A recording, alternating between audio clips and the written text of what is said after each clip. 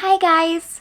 It's April 12th here and it's Sunday and it's super bright and sunny. I'm hoping to get outside later today just to sit and bask in the sunshine. I've been waiting for it for forever. It seems like winter lasts way too long here in southeastern Michigan. In honor of the bright sunshine, I am wearing my Icy Spring by Joji Locatelli. I love this top. It's super bright and sunny, and that's exactly how I feel this morning. So I'm just gonna roll with it. My name is Mandy, and this is my podcast where I love to talk to you about knitting and crochet and crafting and pretty much all of the things that I've done over the last week, whether it's just general crafting, right?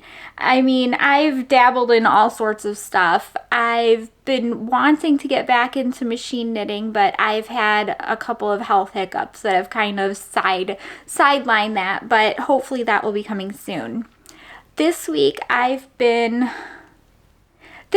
kind of been a weird one. I was supposed to go to the hospital and I was supposed to have surgery, so I've been prepping for that surgery, and thank God I don't have to have it, and I'll talk more about that with life stuff. But in order to prep for the surgery, I've started 3 Musselburghs.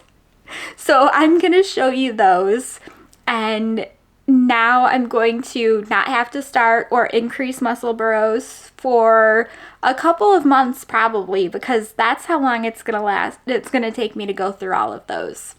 Let's see. I've also worked on my daughter's cardigan, and I've been trying to focus on that.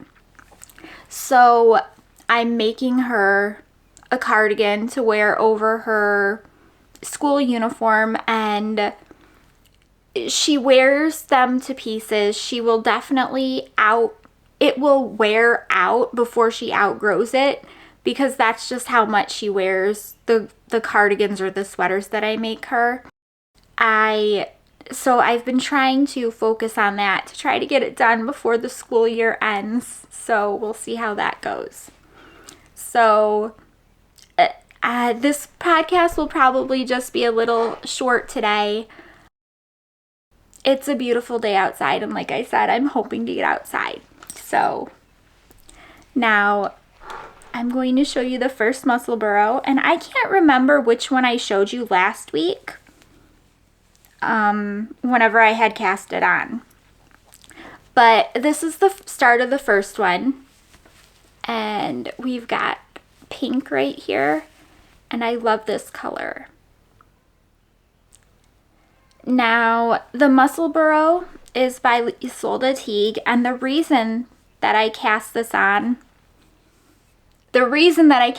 3 of them, right, is because once you get past the increases, it's just round and round knitting. So I figured, what better knitting to do in the hospital?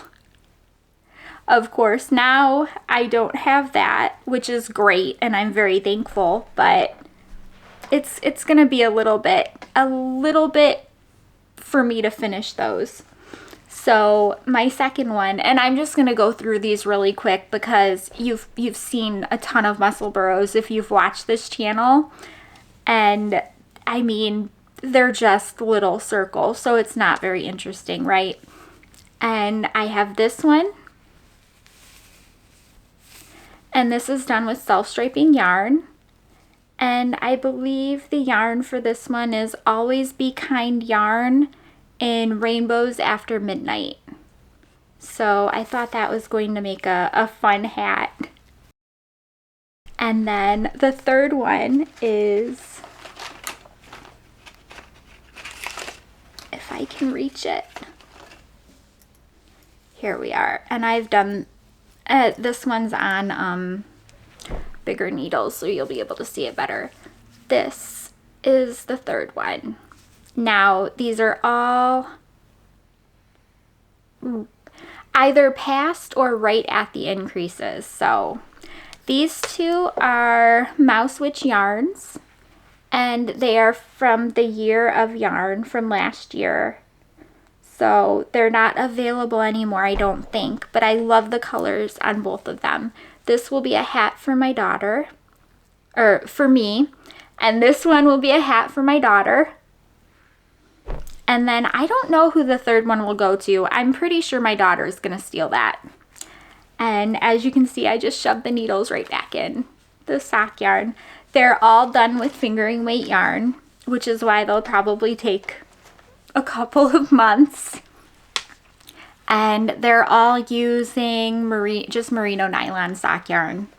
That's generally what I do for the most part. A lot of the objects that I work on are done in fingering weight merino nylon.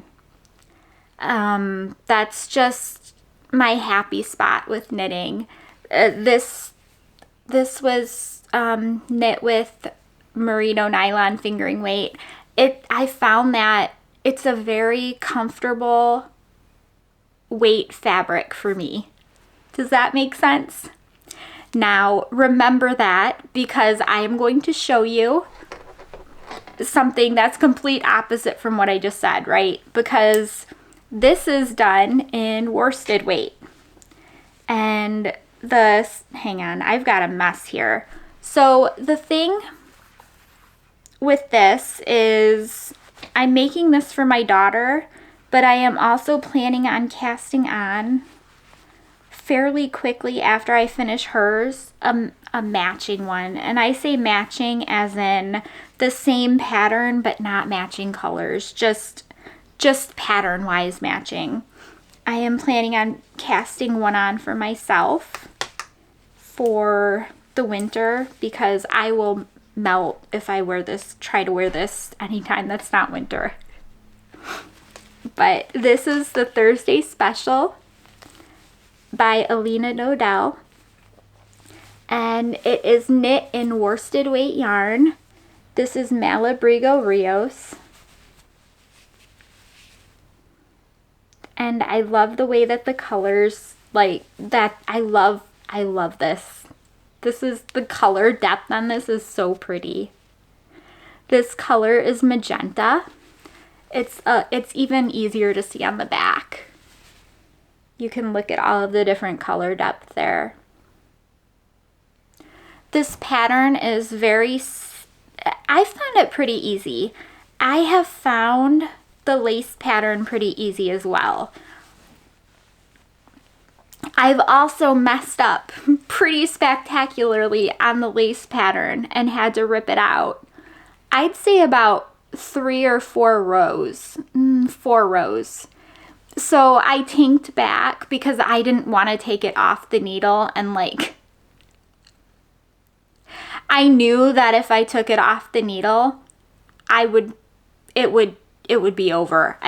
The game would be over. I would have to seriously rip the whole darn thing out to get it back. But so I slowly tinked back 4 rows to fix it, because what I did was there's a lace repeat of 4 rows.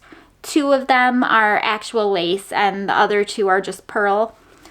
So I ended up, I guess, doing 2 rows of 1 instead of 1, 3. Does that make sense? So I stacked the lace instead of alternated it. And you could definitely tell it was not something you could be like, oh, it's okay, nobody's gonna notice that. I noticed it. It wasn't okay. Because if I could have left it, I totally would have.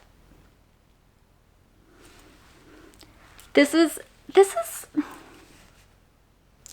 I know that my daughter will not mind how heavy this is, but I will definitely only be able to wear this in the winter, or else it's gonna make me very, very warm. So there is this nice ribbing panel right here, and I very much like that before you start the lace. We've also got short rows. We have short rows up here, and we have them on the back. And then as you go farther down, this band gets wider, which I also liked. So there are increases, like staggered increases as you work down. Now I am on 6 inches from the underarm, and I need to go to 12 inches from the underarm. I've been bopping back and forth in my head over and over, so what should I do? Should I leave it like this and then work the arms, or should I just get the lace done? So in my head, I'm thinking, okay, I love getting the arms done first, because that means that the body is, once you finish the body, you're done with everything. But the thing is, this is lace. So I'm like, okay, I want to get the lace done so that way the lace is done and over with. So while normally I would work the arms all the way down for this, and for this, at least my daughters, I am going to work the lace first and then pick up the sleeves. I don't know what I'll do for the one I make myself. The one I make myself is in Malabrigo Rios Teal Feather. So this is the magenta, and if you've ever seen teal feather, it's teal. It's a perfect color, right? Color name. I am excited to get this finished. Hopefully, I don't know. Hopefully I'll have, I don't know when I'll get it finished. Hopefully soon enough to where she can wear it and use it this year. But even if she can't use it this year, I purposely sized up so that she can wear it for next year.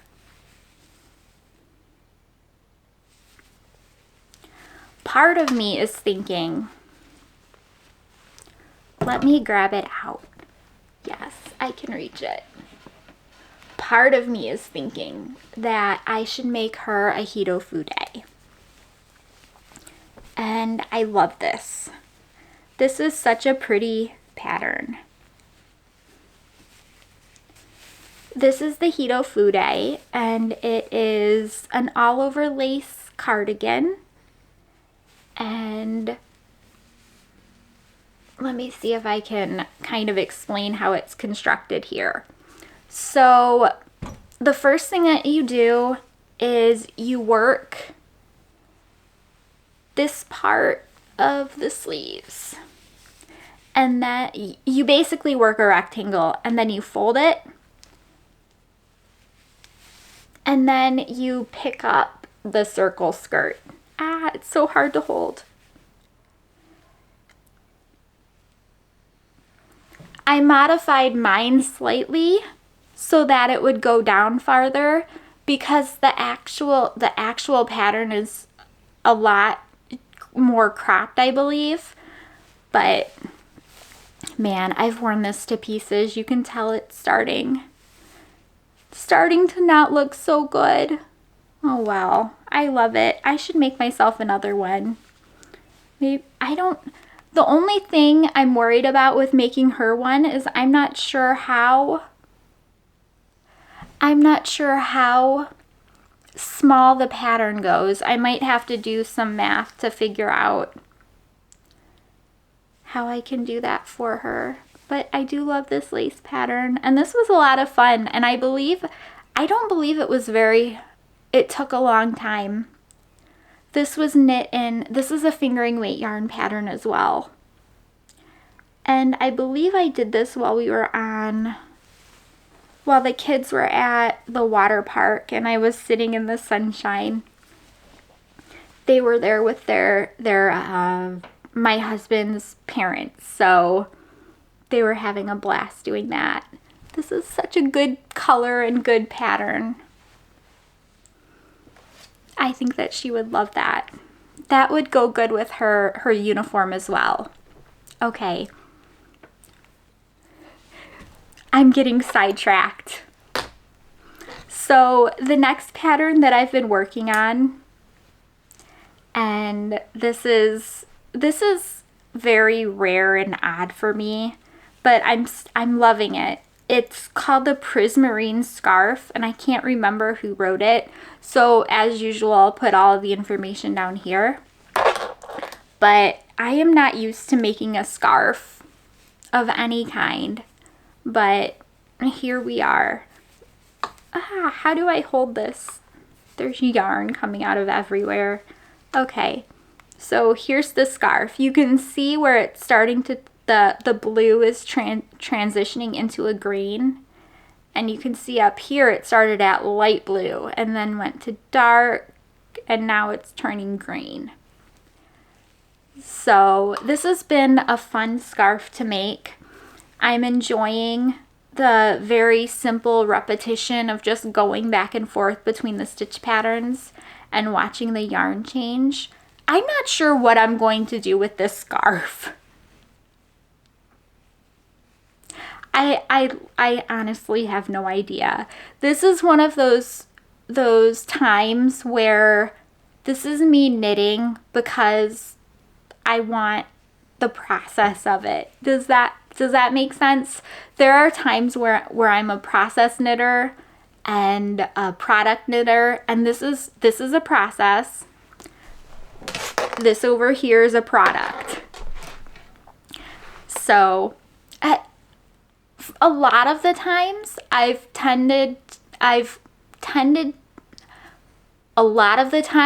noticed that I tend to work more as a product knitter. But there are times where I'm just, this is what I want to do. So this is definitely a process project. And I think that it's going to be a lot of fun. This is the yarn that I'm using. I found out last week while I was making the notes that go across the bottom for the podcast. I found out last week that this is actually a gradient yarn, and it slowly transitions from one color to another. So you can see it's going to go from green to purple, or that's definitely not purple. Wow. Okay, green to yellow to orange to like a pink. And then this is the main color. It's kind of like a coral color. These are both Gusto wool. I believe that's what it was called. And I mean, it's great. I got the kit from Jimmy Bean's Wool, and I'm hoping that it gives me a little bit of fingering yarn, fun knitting while I work on my daughter's cardigan. So that's it. That's pretty much all the knitting and crafting content that I have for you this week. So I'm going to give you maybe a 5-minute update on the things that have happened this week. So if that's not something you want to listen to, thank you so much for stopping by. If you could please give this video a thumbs up or hit the subscribe button, I'd really appreciate it. Okay, so as for this week, on Friday, I went to my neurosurgeon appointment, and now the last time I was there was before Easter.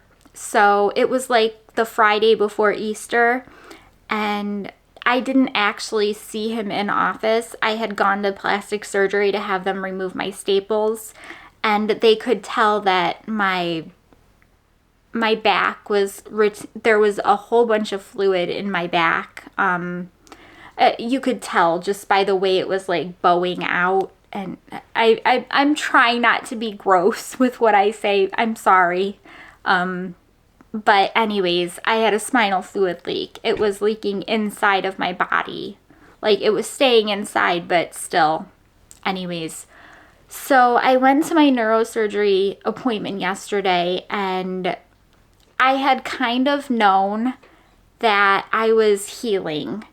And when I say healing, my headaches were gone. I was not nauseous anymore. Not last Wednesday, but the Wednesday before that, was the last day that I had a spinal fluid headache, and my appetite was starting to come back. because whenever the leak was active, I was not feeling very well. Let's just leave it at that. So I had started to realize that I was healing whenever that cleared up, and I realized that the fluid in my back had gone down quite a bit. However, I was still prepping for surgery because, I mean, I'm not a doctor, right? And I have little ones, and I didn't want to say, hey, I don't think I'm going to have surgery, because, I mean, they're little, and they're not little, but do you know what I mean? You don't want to tell your kids that you might not have to have surgery and then you do again. So I was just preparing for the worst. So I went to the doctor's on Friday, and I brought all of my stuff that I would need for admission. And he looked at my back and he's like, this is amazing. This is like the best case possible scenario that happened. It healed, and there's just a little bit of fluid left. So we're just going to let it continue healing.